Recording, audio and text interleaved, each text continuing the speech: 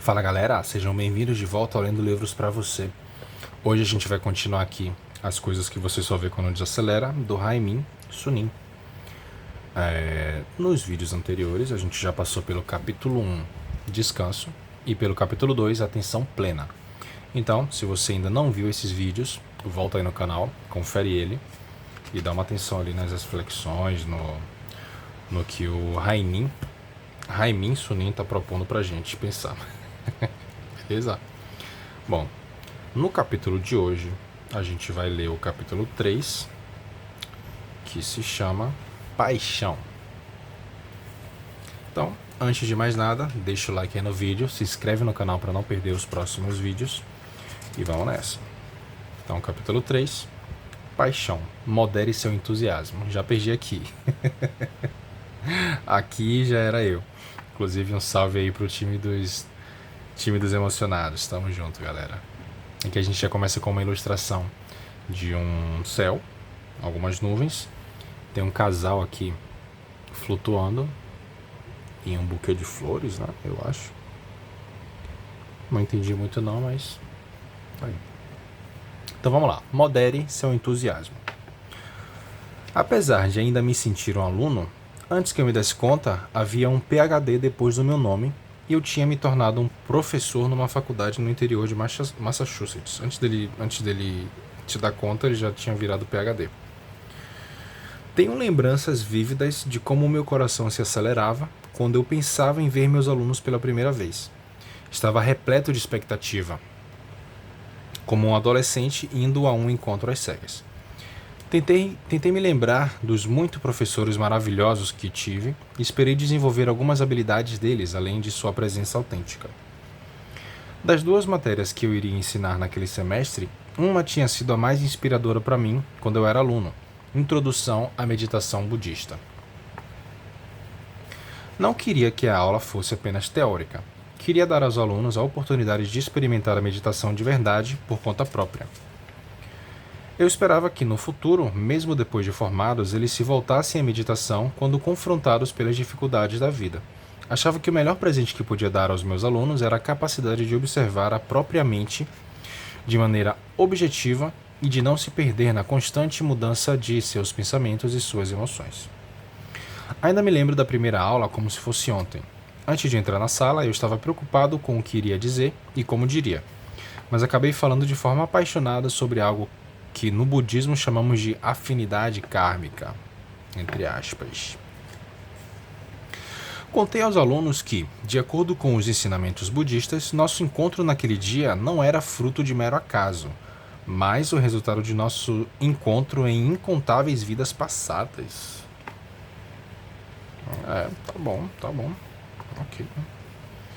Também disse que, como o tempo que passaríamos juntos era uma ocorrência tão rara e preciosa... Mas ele falou que é o resultado do encontro em incontáveis vidas passadas. Como que pode ser raro? Haemin Sunim, você não tá fazendo muito sentido não.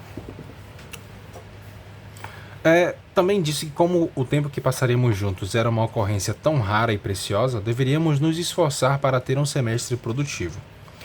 Como muitos deles eram calouros, se mostravam bastante sinceros e pareciam ter grandes expectativas para a faculdade. A turma tinha 25 alunos, então não foi difícil aprender o nome de todos, e tive a chance de conversar brevemente com cada um. Descobri por que tinham escolhido aquela disciplina e o que esperavam aprender. Gostei de todos e prometi a mim mesmo que iria dedicar tempo e energia para a formação deles. Meu entusiasmo ficou ainda mais evidente quando as aulas começaram. Eu passava mais dever de casa do que os outros professores, pois sentia a urgência de ensinar o máximo que pudesse. Quando eu recebia os trabalhos, avaliava-os com cuidado e o mais rápido possível. Além disso, pedi aos alunos que praticassem meditação todos os dias e relatassem a experiência em um diário. Enquanto outros professores convidavam os alunos para um jantar no fim do semestre, eu marcava vários encontros com eles, inclusive um piquenique no mosteiro budista. Certa vez até pedi que me encontrassem numa igreja local para assistirem a uma palestra de um proeminente mestre americano de meditação Vipassana. À medida que o semestre avançava, comecei a perceber que meu entusiasmo estava criando alguns problemas. Eu achava que, se fizesse tudo o que pudesse para ensinar aos alunos, eles também dariam o melhor de si para tentar acompanhar.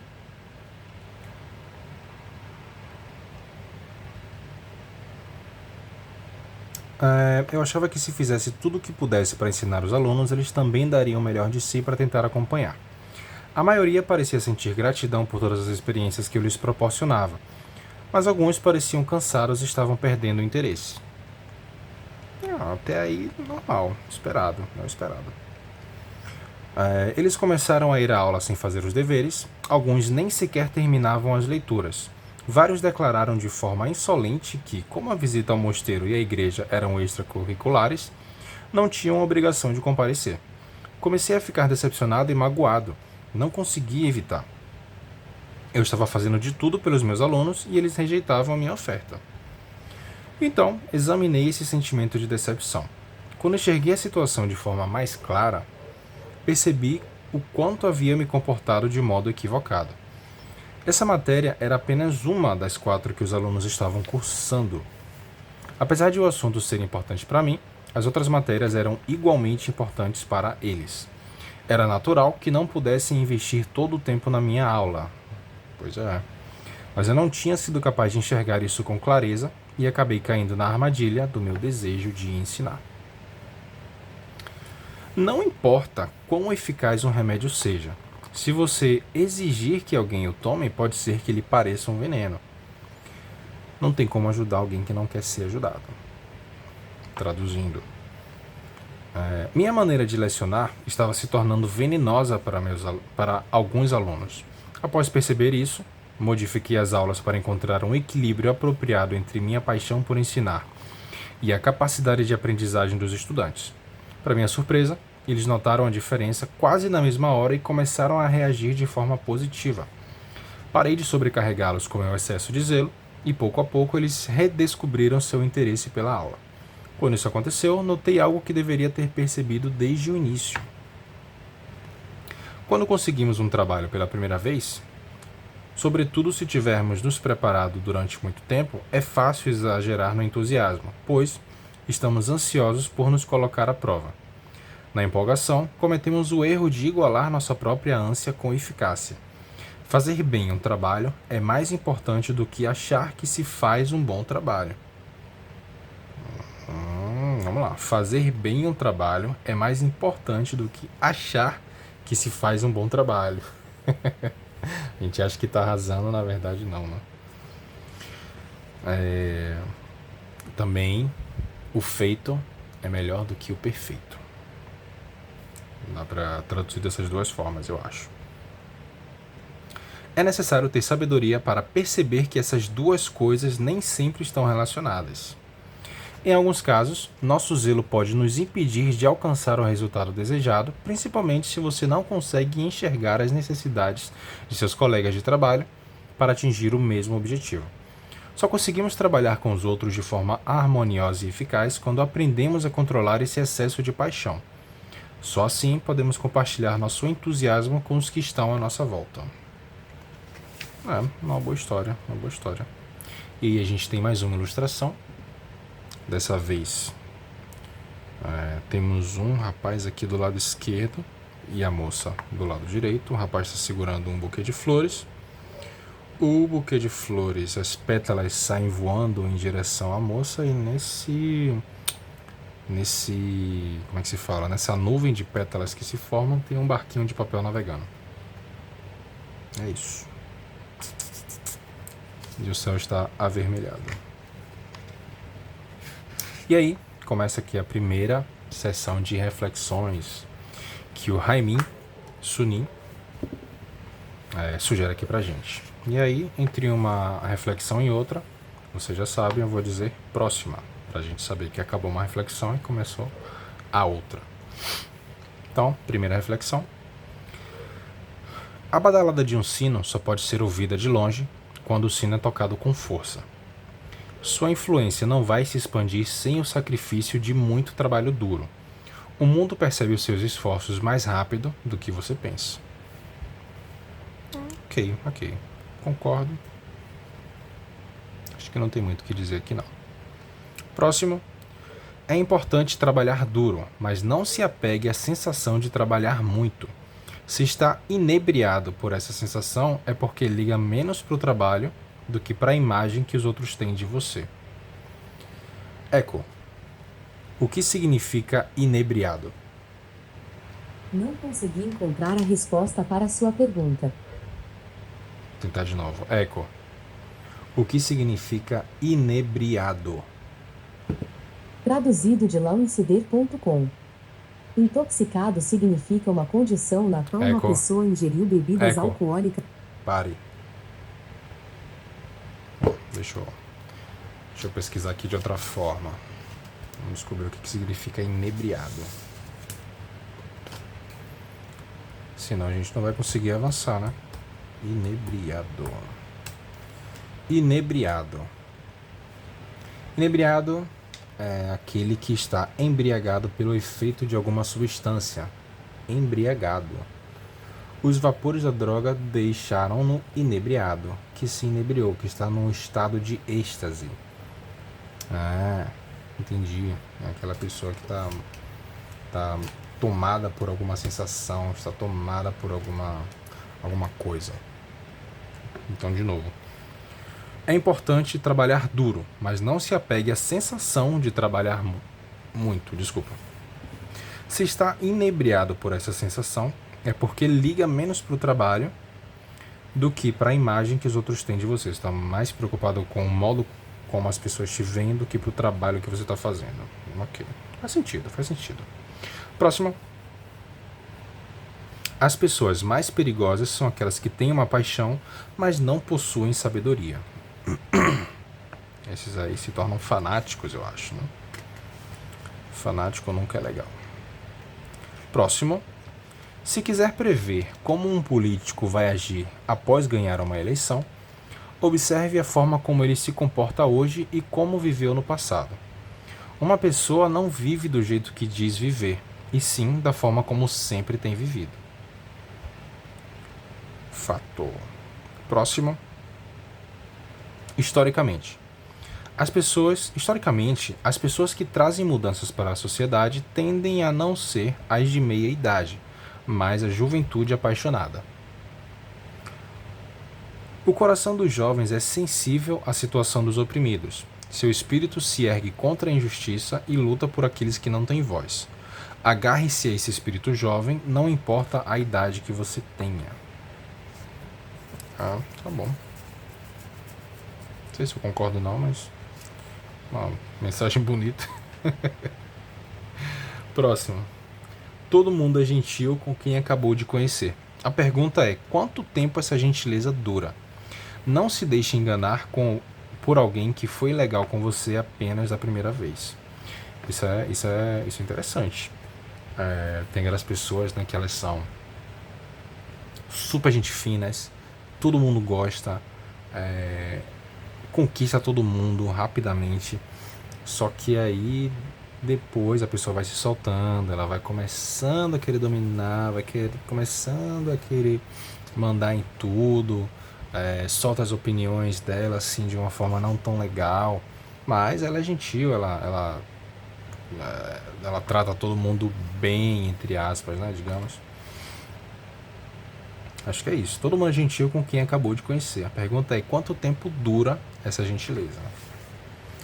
Próximo. Quando quiser contratar alguém, veja além das habilidades e da experiência. Para checar se o candidato curte o trabalho que faz. Veja além das habilidades e da experiência para checar se o candidato curte o trabalho que faz. Pessoas que gostam do próprio trabalho costumam ser mais bem-sucedidas do que aquelas que não gostam. Isso aí é fácil, não precisa nem pensar muito. Próximo. Não importa o que façamos, precisamos ser minuciosos. Normalmente não dá certo quando pensamos: vou deixar isso assim e consertar depois. Porque depois talvez não tenhamos a motivação para consertar, ou nos acostumamos à forma como está. Talvez você não tenha nem tempo, nenhuma oportunidade de consertar o que você deixou para depois, né? É como se mudar e decidir fazer as obras da casa ao longo do tempo. Mesmo após muitos anos, nunca terminamos os reparos. Acabamos vivendo muito tempo com as coisas do jeito que estão. Então, nesse caso aqui, eu acho que tem que pensar o que você está disposto a mudar, quais são as coisas que você precisa mudar, o que você não precisa mudar, que já está bom. É isso, acho que é isso. Próximo, alguém pensa: vou estudar bastante para conseguir entrar numa boa universidade. Outra pessoa pensa: vou estudar bastante para ensinar a minha irmã, pois meus pais não têm dinheiro para mandá-la para a escola. Apesar de ambos terem a mesma determinação para estudar com afinco, a motivação de cada um é bem diferente. Um compromisso de ajudar os outros pode trazer à tona uma energia imensa dentro de nós. É por isso que as pessoas fazem os votos de Bodhisattva para salvar todos os seres sencientes antes de embarcar na jornada da iluminação espiritual.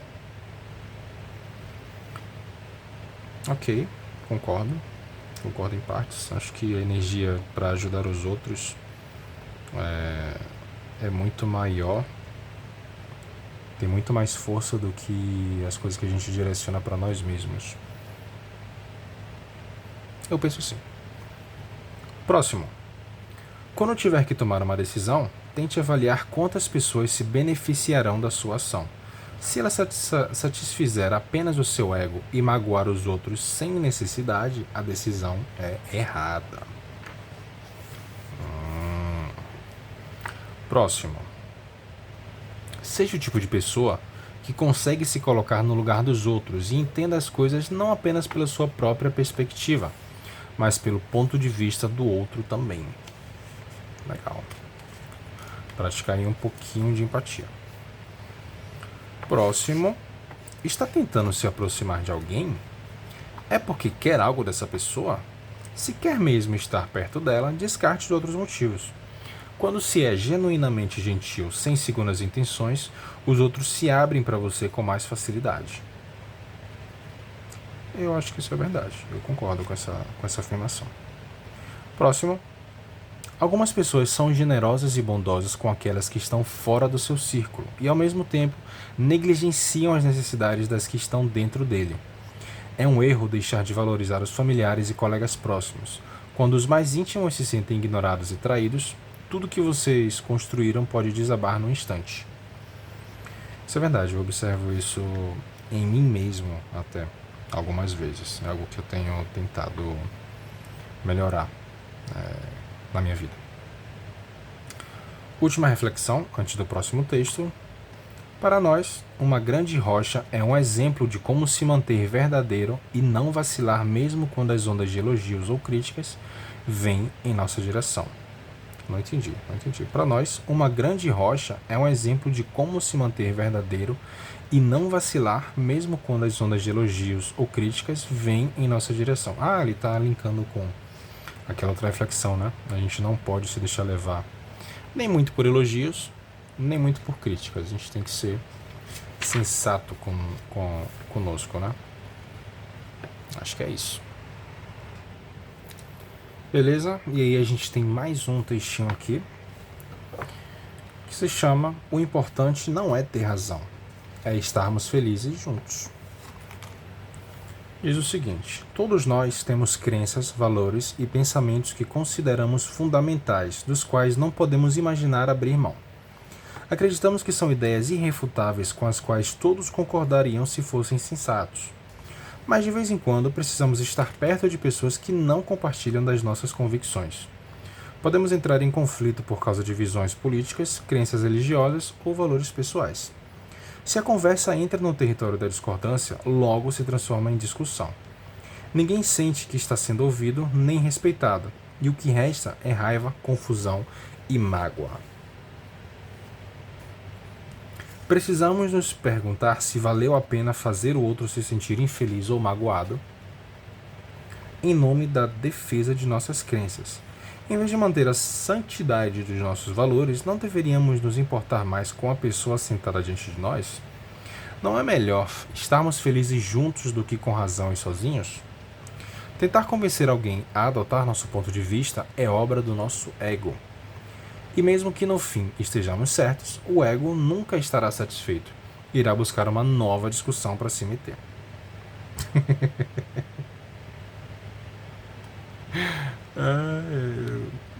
Eu costumo fazer isso de vez em quando, confesso. A maturidade vem com a experiência. Uma lição de maturidade é que devemos aprender a não levar nossos pensamentos tão a sério e a moderar nosso ego para enxergar o panorama mais amplo. Estar certo não é nem de longe tão importante quanto ser feliz com alguém. É isso aí, Raimin. E aí temos mais algumas reflexões aqui pra gente pensar. Vamos lá. Em vez de ser a pessoa mais inteligente do recinto, mais rápida a criticar os outros, seja um amigo caloroso, que reúne as pessoas e compartilha as coisas. Seja o vizinho sensível, capaz de sentir o sofrimento dos outros. Próximo. Eu não gosto de vizinho não, tá? Sinto muito. Próximo. Se quero convencer alguém, primeiro escuto a pessoa com atenção e tento entendê-la. Mesmo que eu esteja certo, ela não vai se convencer a menos que se sinta ouvida e respeitada. Certo, correto. Próximo. Muitos conflitos da vida podem ser resolvidos se nos colocarmos no lugar do outro. Tente chegar às coisas sob outro ponto de vista. Se você só considera o seu lado, não é diferente de uma criança. Toma essa aí, ó. Vamos refletir. Até de novo. Muitos conflitos da vida podem ser resolvidos se nos colocarmos no lugar do outro. Tente chegar às coisas sob outro ponto de vista. Se você só considera o seu lado, você não é diferente de uma criança. Próximo. Se você ficou com raiva ao debater o que é certo ou errado, a sua voz irada acabou admitindo a derrota. Aquela galera, né, que quando não argumenta, parte pra gritaria. Próximo. Criticar é fácil. Mas quando o crítico tenta se encarregar das coisas, logo entende que nada é tão fácil quanto fazer críticas. Criticar sem apresentar a solução só serve para inflar o ego do crítico. Próximo. Quando ouvir algo que faça seu sangue ferver, não dispare uma mensagem de texto ou um e-mail logo em seguida. Uma pessoa sábia deixa a questão para o dia seguinte. Reações emocionais instantâneas costumam levar a resultados lamentáveis. E essa reação aqui é exatamente o que as redes sociais, os políticos de um lado ou de outro estão fazendo com a gente o tempo todo. Eles estão tentando atingir exatamente as nossas emoções e consolidar cada vez mais a polarização que está acontecendo no Brasil. Então vamos lá, uma pessoa sábia deixa a questão para o dia seguinte. Reações emocionais instantâneas costumam levar a resultados lamentáveis. Próximo. É fácil fazer as pessoas se sentirem especiais. Normalmente elas preferem falar do que ouvir. Faça muitas perguntas e escute com um genuíno interesse. Elas vão se sentir lisonjeadas pela atenção e até mesmo gostar de você. Próximo. Isso é legal, gente. A gente costuma sempre querer falar muito de nós mesmos, sempre querer trazer atenção para os nossos problemas, para os nossos assuntos e tudo mais.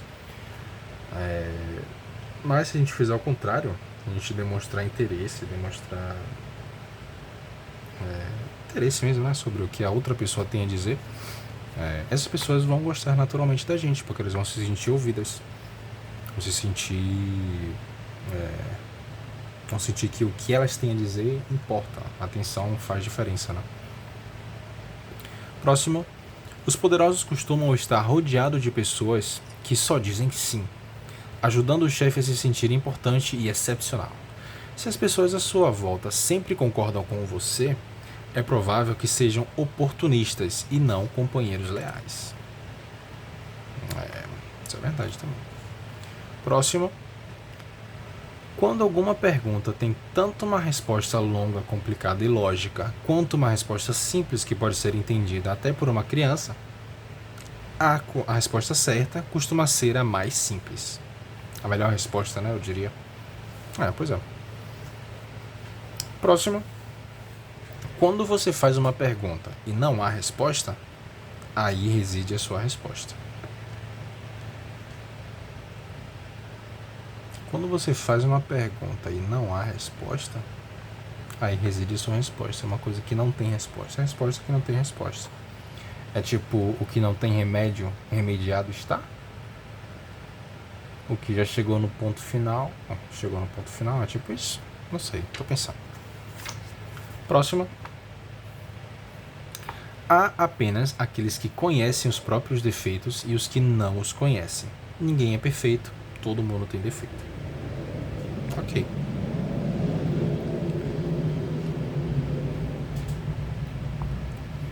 Se alguém lhe parece perfeito, é porque você não conhece essa pessoa muito bem ainda. Como disse a última reflexão, todo mundo tem defeito.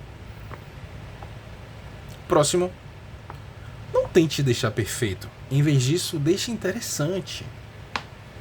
Defeitos são interessantes, não é verdade? Assinado, conselho de um designer de interiores. Próximo. Você quer ser feliz ou você quer parecer feliz? Esse aqui tá destinado, tá com o endereço de cada um. Cada um dos usuários do Instagram, eu incluso. Você quer ser feliz ou você quer parecer feliz? Não ligue para o que o mundo diz que você deveria fazer para ser feliz. Seja verdadeiro consigo mesmo e descubra o que você quer de verdade. Isso aqui é muito interessante, muito, muito, muito legal.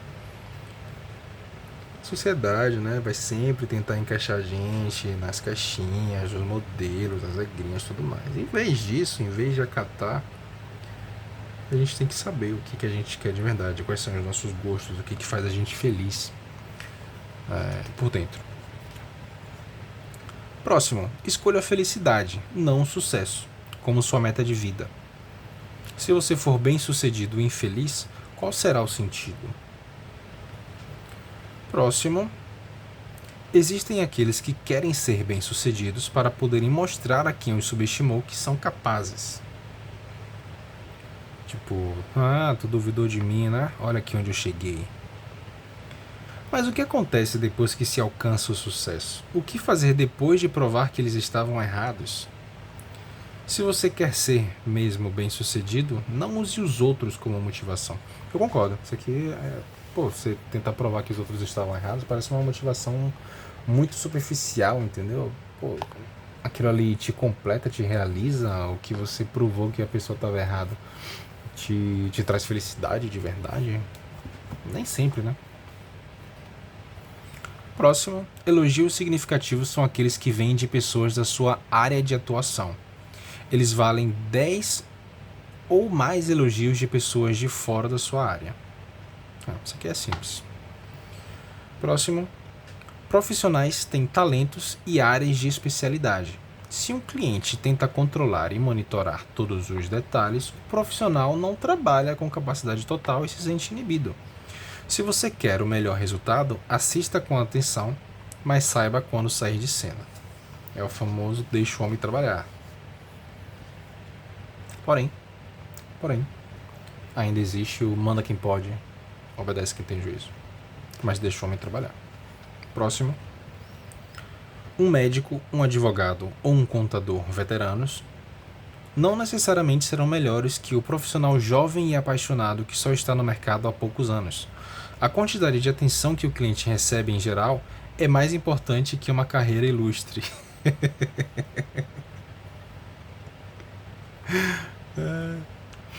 Próximo. Após dominar 18 níveis de Kung Fu, você é capaz de machucar alguém com um simples movimento de um dedo.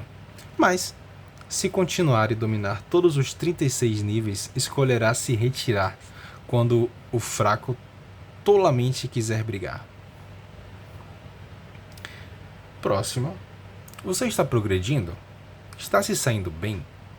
Então, veja se está sendo bem-sucedido às custas dos outros ou junto com eles. Se você colocar os outros de lado no caminho para o sucesso, será engolido quando a maré mudar. É isto. Para esse vídeo a gente vai ficar por aqui. A gente volta no próximo vídeo com o capítulo 4. Se você chegou até aqui, lembra de deixar o like, se inscreve no canal e comenta aí embaixo o que você está achando desse livro, das reflexões, dos ensinamentos que o Haemin Sunim está tentando passar pra gente. E é isso. Abração para todo mundo e até a próxima.